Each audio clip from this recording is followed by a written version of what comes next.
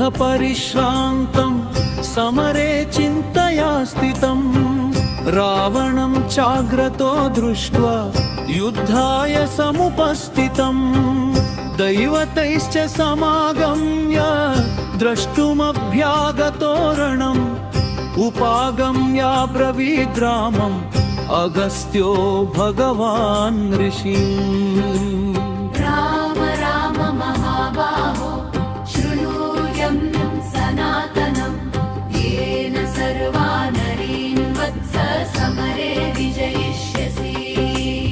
आदित्यहृदयं पुण्यं सर्वशत्रुविनाशनं जयावहं जपे नित्यम् अक्षयं परमं शिवं सर्वमङ्गलमाङ्गल्यं सर्वपापप्रणाशनं चिन्ताशोकप्रशमनम् आयुर्वर्धनमुत्तमम् रश्मिमन्तं समुद्यन्तं देवासुर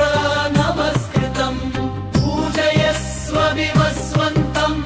भास्करं भुवनेश्वरम् सर्वदेवात्मको ह्येष तेजस्वी रश्मिभावनः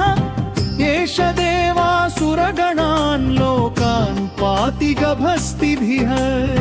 एष ब्रह्मा च विष्णुश्च शिवः स्कन्दः प्रजापति महेन्द्रो धनदत्तालो यमः सोमो ह्यपाम्पदी पितरो वसवः साध्या यश्विनौ मरुतो मनुः वायुर्वह्नि प्रजाप्राण ऋतुकर्ता प्रभाकरः आदित्यः सविता सूर्य खगः पूषा गभस्तिमान् सुवर्णसदृशो भानु हिरण्यरेता दिवाकरः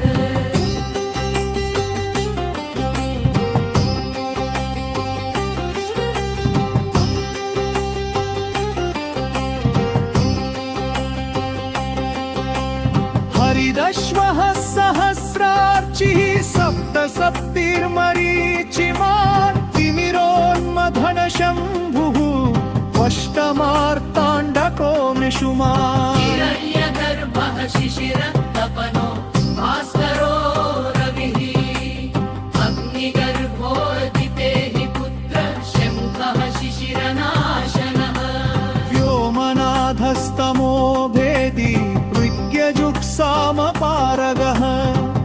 घनावृष्टिरपां मित्र विन्ध्यवीथि प्लवङ्गमः आतपीमण्डली मृत्यु पिङ्गळः सर्वतापनः कविर्विश्वो महातेजरक्तः सर्वभद्रः नक्षत्रग्रहताराणामधिपो विश्वभावनः तेजसामपि तेजस्वी द्वादशात्मन्नमोऽस्तु ते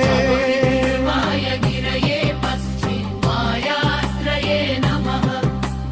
ज्योतिर्गणानां पतये दिनाधिपतये नमः जयाय जयभद्वाय अर्यश्वाय नमो नमः नमो नमः सहस्रांशो आदित्याय नमो नमः नमः उग्राय वीराय सारङ्गाय नमो नमः नमः पद्मप्रबोधाय मार्ताण्डाय नमो नमः ब्रह्मेशानच्युतेशाय सूर्यायादित्यवर्चसे भास्वते सर्वभक्षाय रौद्राय वपुषे नमः नमोघ्नाय हिमघ्नाय शत्रुघ्नाय अमितात्मने कृतघ्नघ्नाय देवाय ज्योतिषां पतये नमः तप्तचामीकराभाय वह्नये विश्वकर्मणे नमस्तमोरभिनिघ्नाय रवये लोकसाक्षिणे नमोघ्नाय हिमघ्नाय शत्रुघ्नाय अमितात्मने कृतघ्नघ्नाय देवाय ज्योतिषां पतये नमः नाशयत्येष वै भूतं तदेव सृजति प्रभुः पायत्येष तपत्येष वर्षत्येष गभस्तिभिः येष सुप्तेषु जागर्ते भूतेषु परिनिष्ठितः येष एवाग्निहोत्रं चतनं चैवाग्निहोत्रिणा वेदाश्च क्रतवश्चैव क्रतूनां फलमेव च यानि कृत्यानि लोकेषु सर्व एष रविः प्रभुः यानि कृत्यानि लोकेषु सर्व एष रविः प्रभुः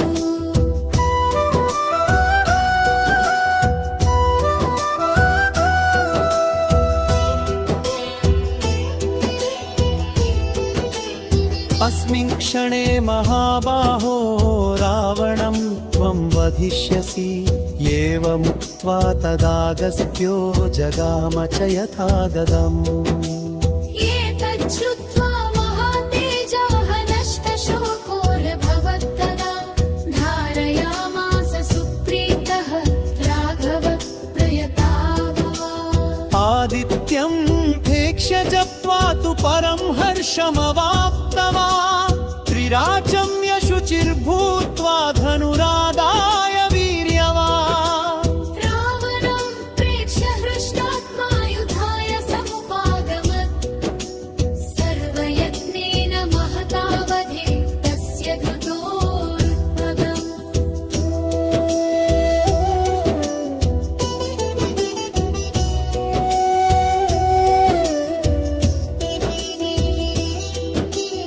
अधरविरवदन्निरीक्ष्य रामं मुदितमनाः परमं प्रहृष्यमाण निशिचरपतिसंक्षयं विदित्वा सुरगणमध्यगतो वचस्त्वरेति इत्यार्षे श्रीमद् रामायणे वाल्मीकीये आदिकाव्ये युद्धकाण्डे 5,000 सर्गः।